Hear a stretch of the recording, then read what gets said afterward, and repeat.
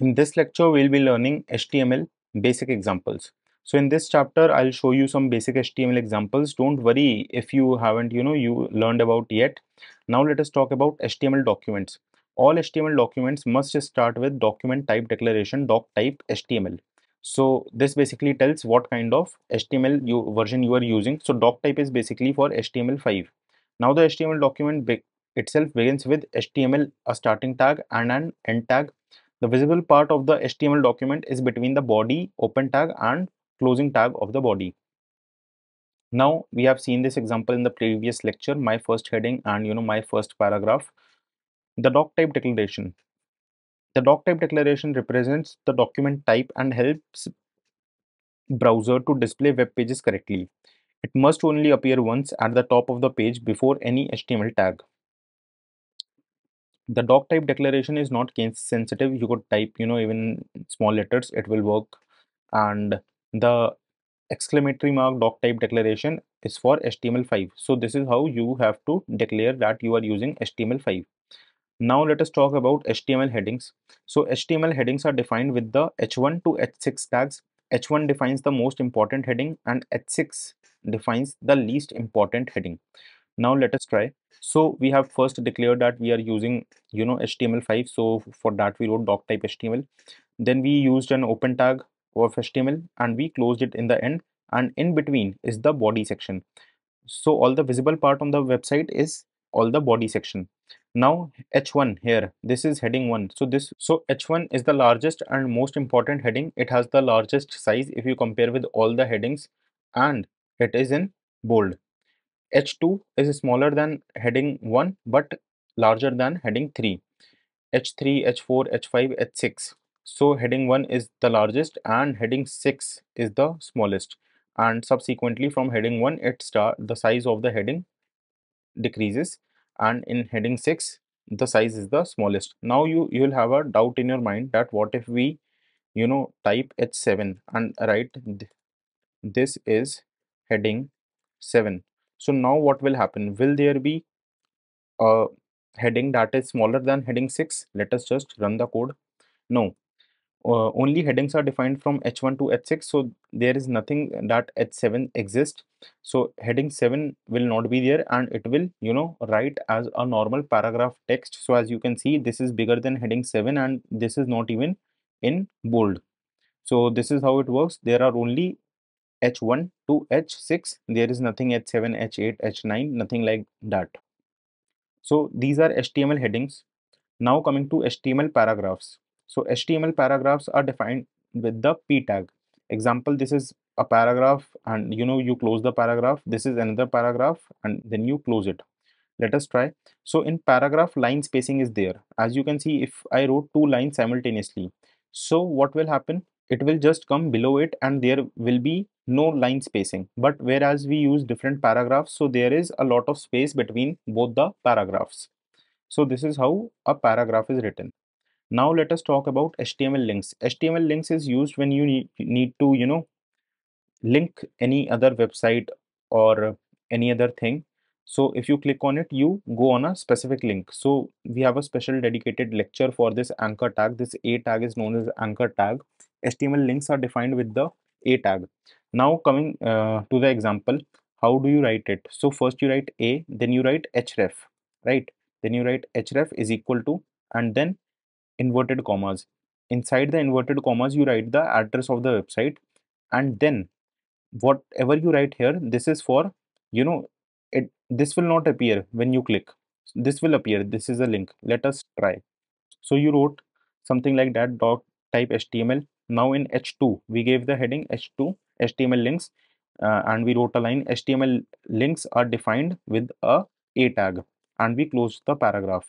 Now https and w3schools.com, this is not being written in the output. What will be written in the output will be this is a link.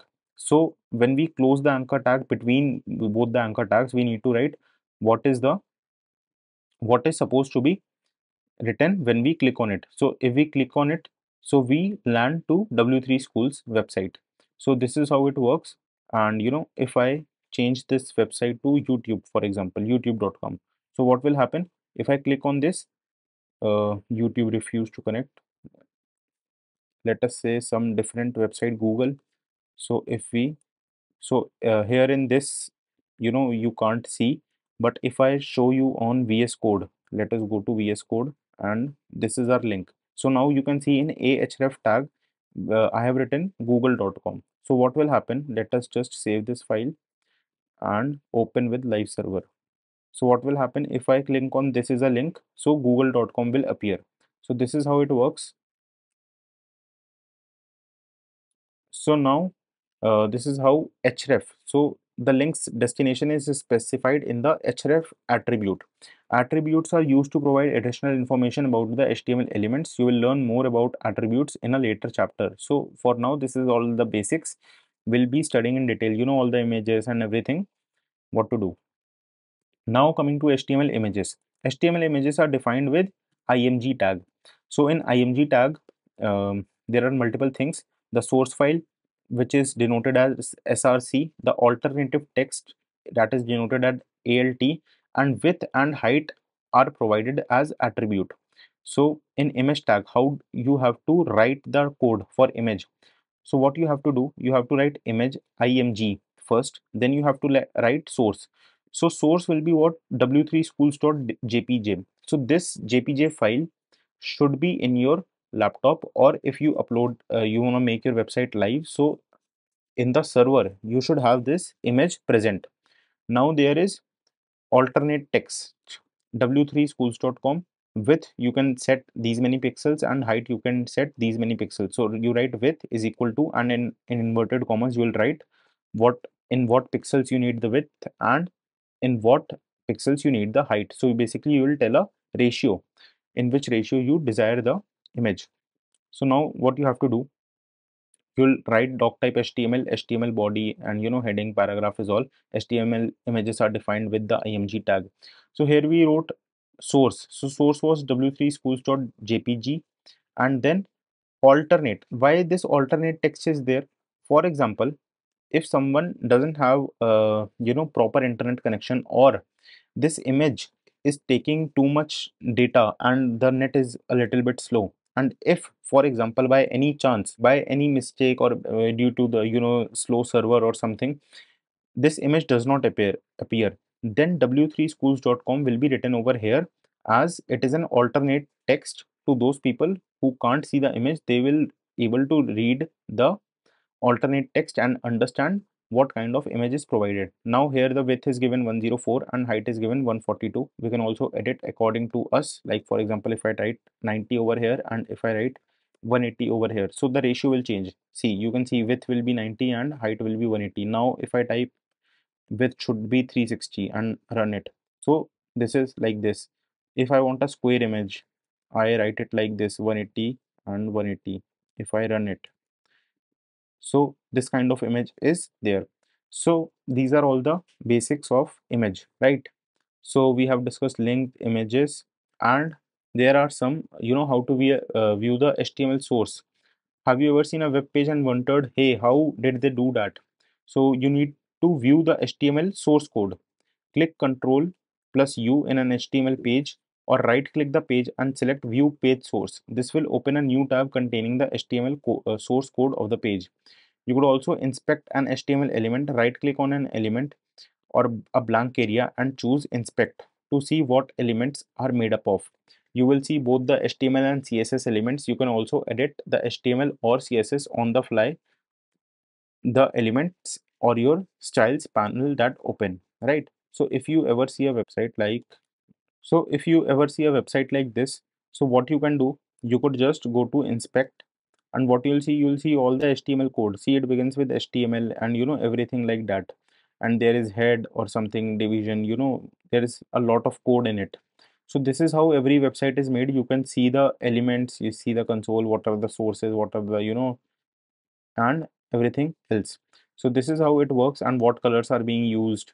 So this is how you can see. Now let us practice some HTML exercises. The exercise is that we have to fill it. So for P, we have to put these brackets. We have to put these brackets here, and while closing it, we also have to put these brackets here. So this is how an exercise is given. So we learned all the basic tags and elements of HTML in this video. In the next lecture, we'll be discussing what are HTML elements. So I'll meet you in the next lecture. Thank you.